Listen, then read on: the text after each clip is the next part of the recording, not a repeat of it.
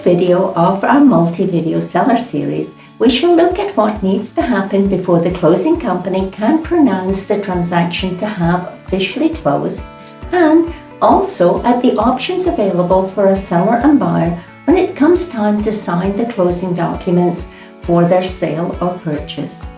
Here are 5 important facts to consider when everything on the sale and purchase transaction has been prepared on the seller and buyer side, and it is finally time for the closing to take place.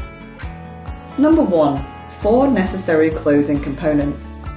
Put very simply, the closing company needs 4 closing events to have taken place in order to be able to declare a sale and purchase transaction to have officially closed. The seller and buyer need to have signed their respective closing documents, and these documents need to be back at the closing company's office. Additionally, the closing company needs to have received the funds that the buyer is to bring to closing, and also any mortgage funds from the buyer's lender that are forming part of the buyer's funds to close in the case of a finance transaction. Funds from the buyer and the buyer's lender normally arrive in the form of a wire.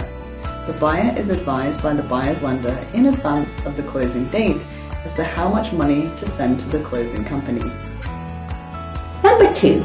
Signing in person, option 1.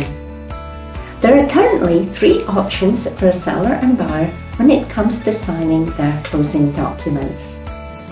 Option 1 is to sign in person at the closing company's office. This option is most convenient when a seller or buyer is living locally.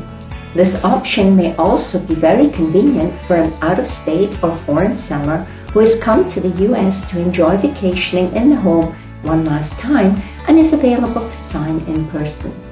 Unlike the finance buyer's closing documents, which are dependent on the arrival of the lender package at the closing company's office, the seller's documents may be prepared several days in advance. Signing ahead of the closing date may actually remove some of the stress from the situation, especially for a seller living locally who is also trying to deal with moving home on the day of closing. Similarly, a cash buyer may generally sign several days ahead of the closing date, since the document preparation for a cash buyer is not dependent on the closing company waiting on the arrival of a lender package. Cash buyers generally may sign without any of the documents being notarized, the exception being when a cash buyer is purchasing a mobile home. Number 3. Signing as a mail-away, option 2. Before January 2020, when remote online notarization became legal in the state of Florida, sellers and buyers who were not local at the time of closing had the option of signing as a mail-away to save them the inconvenience and travel expenses of coming to sign in person. This would involve meeting with a notary in person to sign documents which had either been emailed to the seller or sent as a paper copy by the closing company using an overnight or 2-day postal service.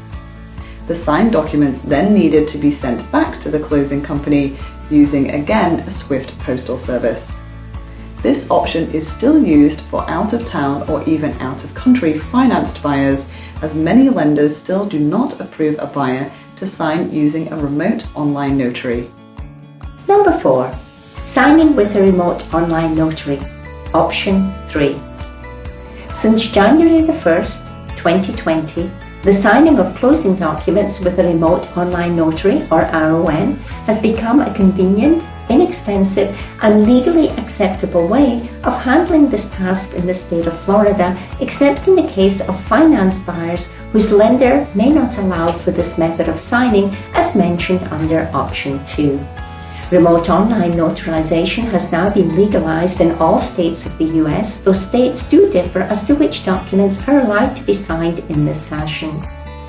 Out-of-town or out-of-country sellers may now sit at their computer in the comfort of their own home and sign closing documents in the presence of a remote online notary using a video conferencing platform. This method of signing became popular very quickly in Florida, all the more so because it came into being just prior to the COVID shutdown in the spring of 2020. At that time, it made the notarization of documents possible, whereas otherwise it may have proved very difficult with notary offices being closed for business. Closing companies perform a very detailed check of a seller's credentials, including requesting documents from the time the seller purchased the property in order to approve the seller for this form of notarization. This minimizes the chances of fraudulent sales taking place. Number 5. Delayed funding.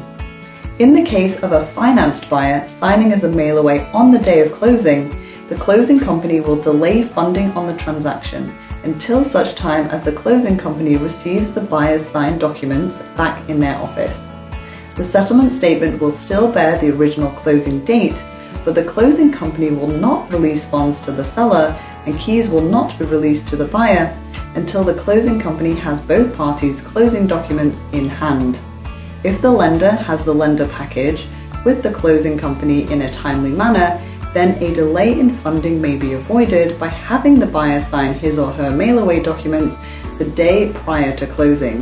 Thanks for watching, and be sure to check out the rest of the videos in this seller series.